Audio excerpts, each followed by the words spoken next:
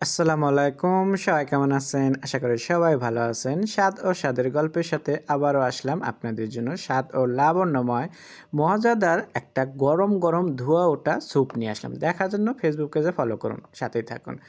এখন আমি এখানে নিয়েছি ৪ টা টমেটো। টমেটোটা ভালোভাবে আমি আগে থেকে ক্লিন করে নিয়েছি এখানে যা দেখতেছেন সবই।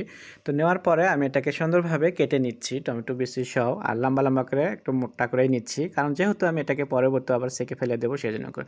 তো যাই হোক আমি স্যুপের জন্য করে কি, কি উপকরণ নিচ্ছি সেটা এখানেই আপনারা দেখতে পারবেন। তো টমেটোটা আমি সুন্দরভাবে এটাকে কেটে নিচ্ছি। নেওয়ার পরে আমি এখানে এখন টমেটোর সাথে দিয়ে দেব খুবই সামান্য হলুদ পাউডার। কারণ হলুদ পাউডার দেওয়ার কারণ টমেটোর কালারটাকে সুন্দর রাখার জন্য করে। যেন স্যুপটাকে সুন্দর রাখে সেজন্য করে। আর সাথে আমি একটু দিয়ে দিচ্ছি লবণ এখানে স্বাদ মতো। তো লবণটা দেওয়ার পরে আমি এখানে নিয়ে নিচ্ছি পানি। তো পানিটা নেওয়ার পরে আমি চুলাটার উপরে ধুয়ে দিলাম ওটা। চুলার উপর দেওয়ার পরে ওটার জন্য করে এখন আমি এখানে রসুন কুচি অ্যান্ড আদা কুচি। তো এই ২ টা কুচি করে আমি এখানে নিয়ে নিচ্ছি। সাথে থাকতেছে ধনের পাতা কুচি অ্যান্ড হলো ২ টা কাঁচামরিচ। তো এগুলো আমি ভালোভাবে এখানে একদম মিহি কুচি করে নিচ্ছি। আর এদিকে কিন্তু চুলার উপরে আমি একটু বসিয়ে দিছি টমেটোটা। তো ওটা ওইদিকে হয়তোবা গরম হয়ে গেছে পাতিলটা এরকম। তো যাই হোক তা আমার একসাথেই কাজগুলো হয়ে যাচ্ছে সেজন্য করে আমি টমেটোটা আগে কেটে নিয়ে চুলায় বসিয়ে দিলাম। তারপর আমি এখানে নিয়ে নিচ্ছি একটা পেঁয়াজ কুচি করে। তো পেঁয়াজটা হলো খুবই কিন্তু স্যুপের যেকোনো স্যুপে কিন্তু আপনি পেঁয়াজ দিতে পারেন। যখন আপনি স্যুপের স্টকটা তৈরি করবেন তখন সেজন্য করে আমি বলছি। তা আমি যেহেতু টমেটো স্যুপ বানাচ্ছি সেখানেও আমি দিয়ে দিচ্ছি। তো সব কাটা হয়ে গেল, চলে গেলাম আমি চুলায়। তো চুলায় আগে থেকে আমি টমেটোটা বসিয়ে দিছিলাম। তো ওখানে আমি এখন এই যে একটা পেঁয়াজ যেটা কাটিছি এটা দিয়ে দিচ্ছি সাথে পুরোটাই আমি একবার দিয়ে দেবো। তো এটা দিয়ে দিচ্ছি আর ২ টা দিয়ে দিচ্ছি তেজপাতা। তো তেজপাতার ফ্লেভার অনেকেরই পছন্দ। আমার খুবই পছন্দ সেজন্য আমি দিই। অনেক খাবারেই কিন্তু আমি তেজপাতা দিই। আপনারা খেয়াল করে দেখবেন। এটা খুবই ভালো লাগে আমার কাছে। তো এটা দিয়ে আমি নাড়াচাড়া দিয়ে বেশ কিছুক্ষণ জাল করে নিলাম। নেওয়ার পর দেখতেই পারছেন এটা বলক উঠে গেছে। তো বলক ওঠার পরে আমি এটাকে আবারও একটু নাড়াচাড়া দিচ্ছি। আর সম্পূর্ণ কিন্তু নরম হয়ে গেছে। পেঁয়াজও নরম হয়েছে, টমেটোর খোসাও।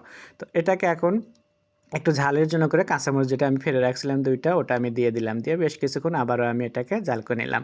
নেওয়ার পরে আমি এখানে ডাল ঘুটনি দিয়ে ঘোঁটা দিয়ে দিচ্ছি। দেখতেই পারছেন সুন্দরভাবে। আপনারা চাইলে না দিলেও পারেন কারণ আমি এটা সেঁকে ফেলে দেবো শোকলাটা এর জন্য। আর আপনারা চাইলে কিন্তু শোকলাটা সহ রাখতে পারেন কারণ ওটাও খুবই মজা লাগে। তো যাই হোক আমি শোকলাটা রাখবো না। তা আমি ছেঁকে নেওয়ার জন্য আমি এখানে আলাদা একটা ভালো পাত্র নিছি। তো এই পাত্রতে আমি আবারও এটাকে আরেকটা সেঁকনি নিয়ে আমি ঢেলে নিচ্ছি। নেওয়ার পরে আমি এটাকে সেঁকে আলাদা করে নিচ্ছি খোপলাটা।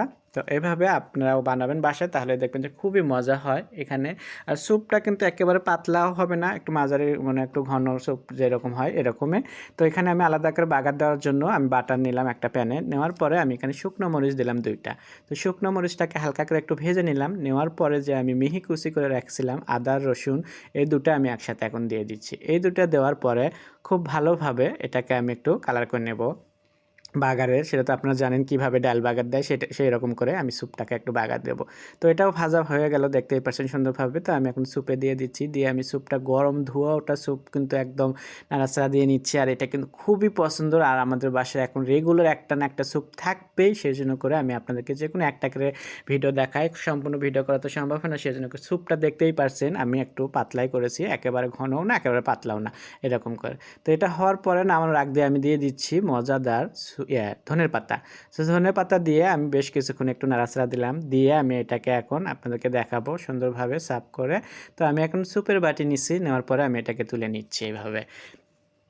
দেখতেই পারছেন। তো আমি বেশ কিছুক্ষণ নেওয়ার পরে আমি স্যুপের বাটিতে নিয়ে নিচ্ছি। গরম ধোঁয়া ওটা খেতে যেটা যা স্বাদ লাগবে আর এটার সাথে আজকে আমাদের আছে হলো পাস্তা, নুডলস তো চিকেন ফ্রাই এইগুলো দিয়ে আজকে আমাদের স্যুপ থাকতেছে। যাই হোক আমার সার্ভ করা হয়ে গেল। আশা করি আপনাদের ভালো লাগবে। আপনাদের যদি ভালো লাগে থাকে স্বাদ ও স্বাদের গল্পের সাথেই থাকবেন। বেশি বেশি করে শেয়ার ও কমেন্ট করে নতুন নতুন ভিডিও দেখার জন্য সাথেই থাকবেন।